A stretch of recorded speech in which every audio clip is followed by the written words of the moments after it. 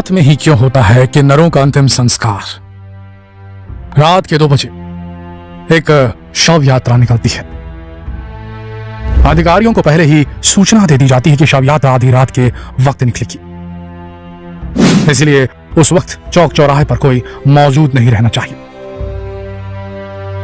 शव यात्रा निकलती है, लेकिन ये क्या, लोग इस लाश को जूते चप्पलों से पीट रहे हैं, गंदी गंदी गालियां दे रहे हैं। यहां तक कि इसे 4 कंधों पर ले जाने की जगह इसे 2 पैरों पर खड़े करके ले जाया जा रहा है।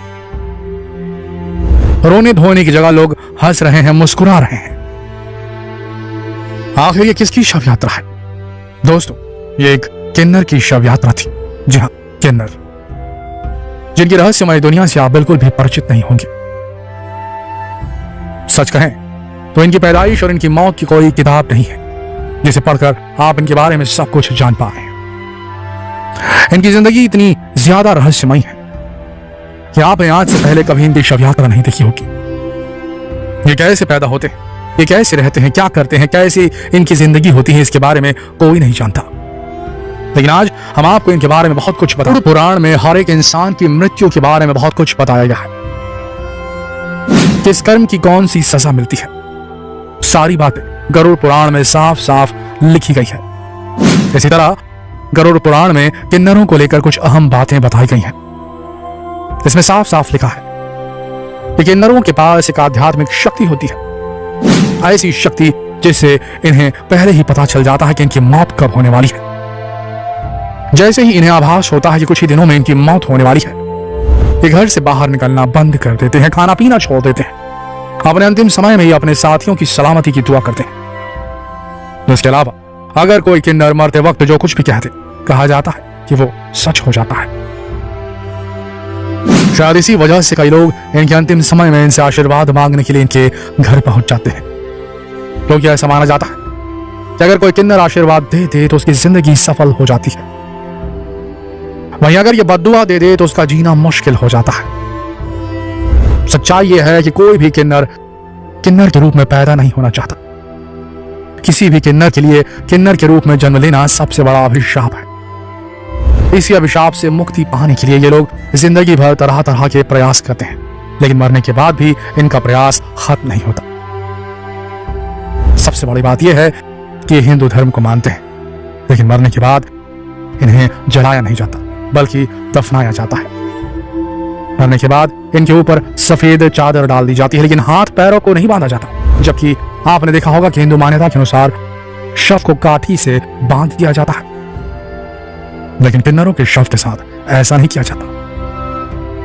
किन्नर ऐसा इसलिए करते हैं ताकि उनकी आत्मा उसके शरीर से आजाद हो जाए। इसके बाद किन्नर का शव आधी रात के वक्त गुजारा जाता है।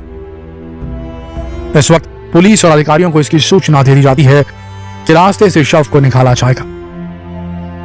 इसी वजह से उसे रास्ते पर ना ही कोई पुलिस वाला रहता है, ना ही कोई अधिकारी। आसपास के लोगों को भी यह बता दिया जाता है कि कोई भी आधी रात के वक्त बाहर न निकले। इसके पीछे भी एक बहुत बड़ा कारण है। किन्नरों की माने तो कहा जाता है कि जो कोई भी व्यक्ति किन्नरों के शव को देख लेता है तो उसका अगला जन्म किन्नरों के रूप में होता है। इसलिए कभी चुपके से भी इनके अंतिम संस्कार को देखने की कोशिश मत कीजिएगा।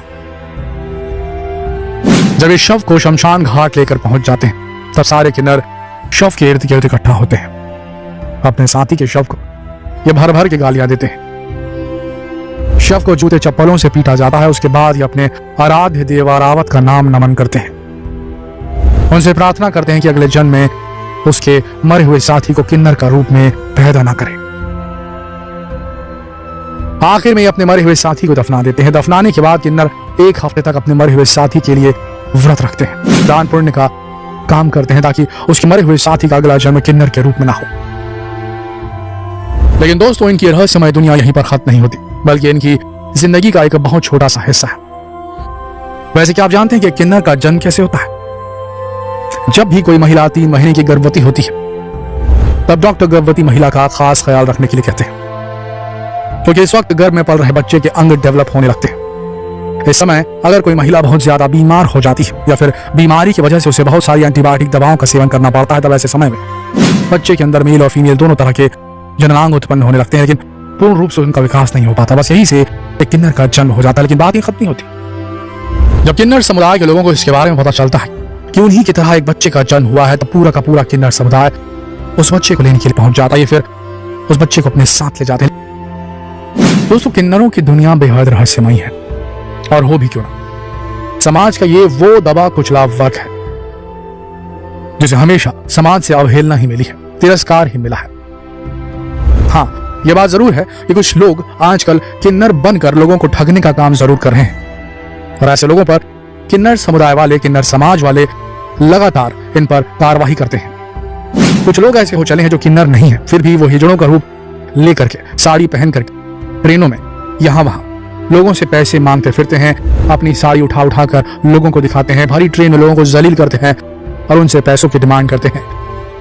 कई जगह ये भी देखा गया है कि किन्नर बन के जो लोग हैं, जो मर्द हैं, वो वेश्यावृत्ति तक में उतारू हो जाते हैं, और इस वजह से काफी ज्यादा बदनामी का सामना करना पड़ रहा है किन्नर लोगों को। आपने देखा होगा कि एक पूरा वर्ग है किन्नर लोगों का, किन्नर समुदाय का, जो लेबर क्लास में काम करता है। उनका बहुत शोषण होता है दोस्तों, आपने भी देखा होगा उन्हें शादी ब्याहों में काम करते हुए।